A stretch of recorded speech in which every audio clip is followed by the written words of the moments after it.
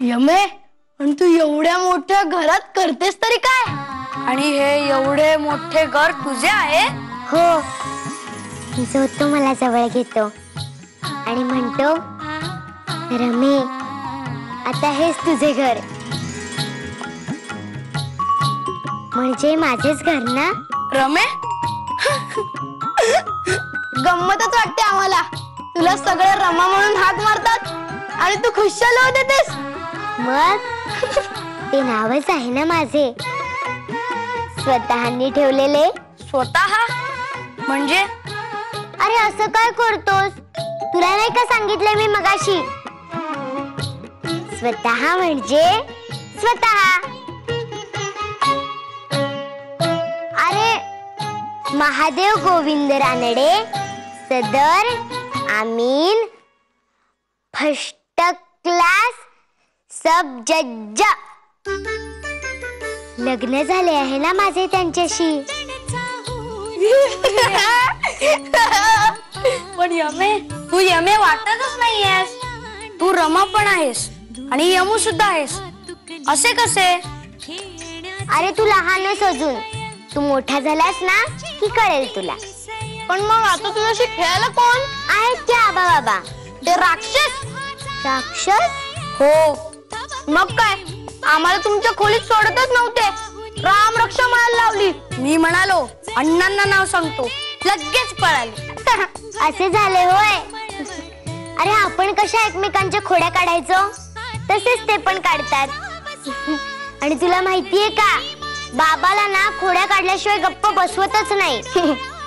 आणि दाजी आपल्यासारखेच चांगलेच ते.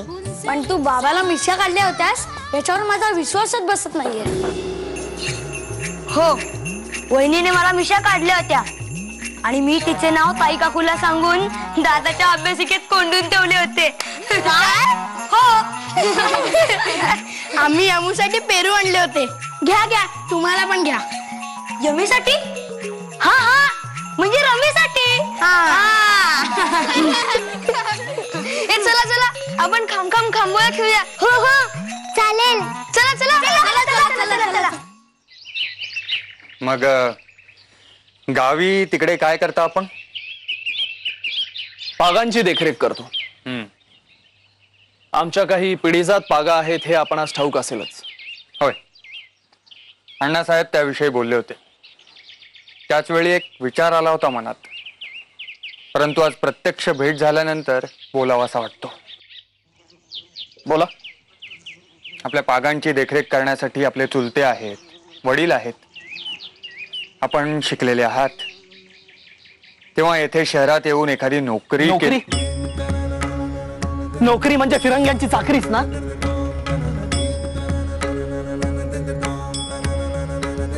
क्षमा करा माधवराव,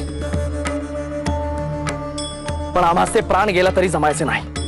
आम्ही फिरंग्यांची चाकरी करतो म्हणूनच आपला आमच्या विवाहास विरोध होता, होय ना? आणि म्हणूनच आपण आमच्या विवाहास येणे पसंत नाही केले. विवाहास येऊ शकलो नाही कारण आपली तार आम्हाला मुहूर्ताच्या दिवशी मिळाली. मात्र या विवाहास आमचा विरोध होता हे मात्र खरे, कारण आपण फिरंग्यांची चाकरी करता, जे आम्हास कदापिही पटत नाही.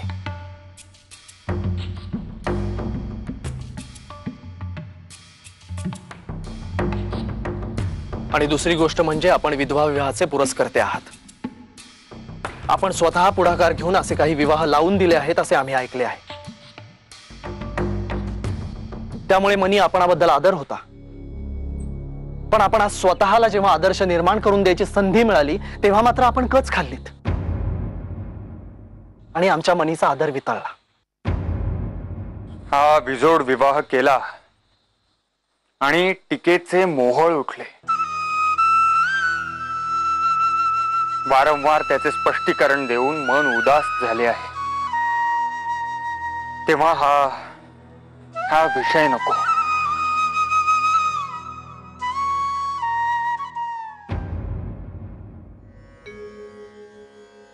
अण्णासाहेब आपले चिरंजीव आहेत गोपाळराव आणि माधवराव. या तर ही सगळी अशी गंमत आहे. काही म्हणा पण मुलीचे मन अतिशय शुद्ध आहे. मुलगी अतिशय सुशील हुशार. कोणतीही परीक्षा घ्या उत्तम गुणांनी उत्तीर्णही होणारच. आता त्या निरूपणाच्या प्रसंगी आपण स्वतः हजर होतात. नंतर तो कढीचा प्रसंग कितीही कठीण असला तरी मुलगी खरे बोलावयास चाचरत नाही. अशी फिरंग्यांची चाकरी करत करत स्वातंत्र्यापर्यंत पोहोचण्यापेक्षा आम्हाला असे वाटते की एक घाव दोन तुकडे केलेले बरे. एक घाव दोन तुकडे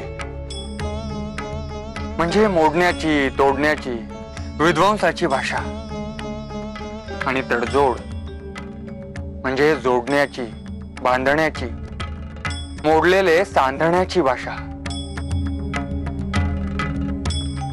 परमात्म्यापासून विलग होऊन जीवात्मा म्हणून आपण या भूतलावर येतो.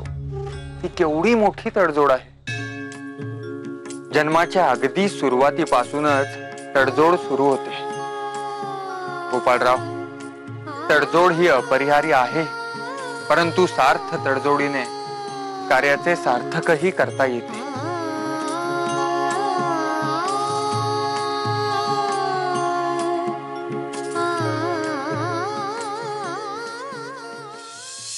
वदनी कवल घेता नाम घ्या श्री हरीचे सहज हवन होते नाम घेता पुकाचे जीवन करी जीवित्वा अन्न हे पूर्ण ब्रह्म उदर भरण नोहे जाणिते यज्ञ कर्म नम पार्वती पते हर हर महादेव. चला सुरू करा.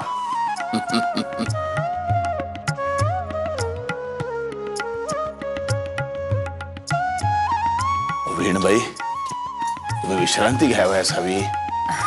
असा त्रास करून घेता कामा नये. ईशा त्रास कसला त्यात? अहो मी त्यांना किती वेळा सांगितले आराम करा आराम करा पण त्या माझे ऐकतायत कुठे? हे बघा वीणबाई ते आता हातातले ठेवा आणि विश्रांती घ्या. चेहरा बघा कसा उतरलाय. काय अण्णासाहेब आणि तुमची मुलगी आहे ना लेख ती करेल सर्व कामे. काय गो माई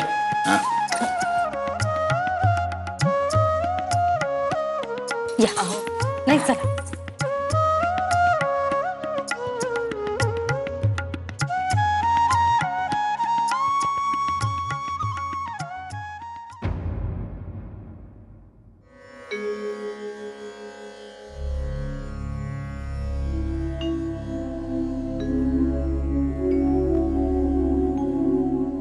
अण्णासाहेब सगळे मनासारखे झाले ना व्यवस्थित?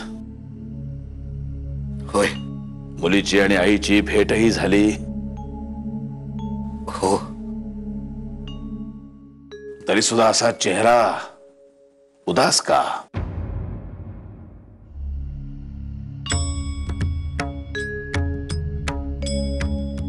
एक गोष्ट लक्षात ठेवा ही सगळी मंडळी आपलीच आहेत. मन मोकळे करा. काहीतरी खुपते खास. बोला.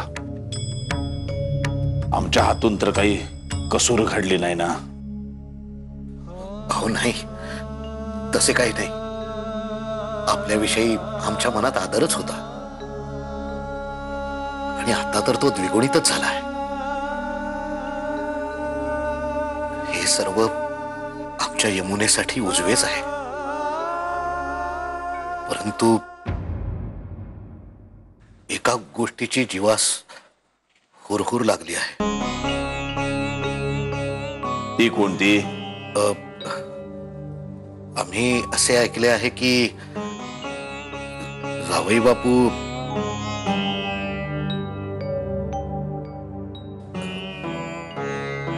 यमुनेस लिहा वाचावया शिकवित आहेत.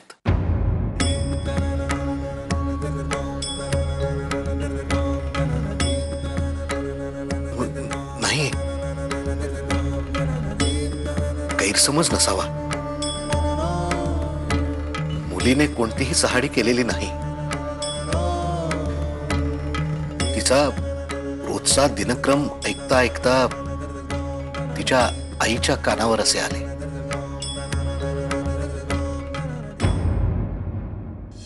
घोड्यांच्या पागा, जमीन जुमला, अगदी सगळा थाट आहे. पण सून मात्र रिकाम्याच हाताने आली म्हणायची. झुले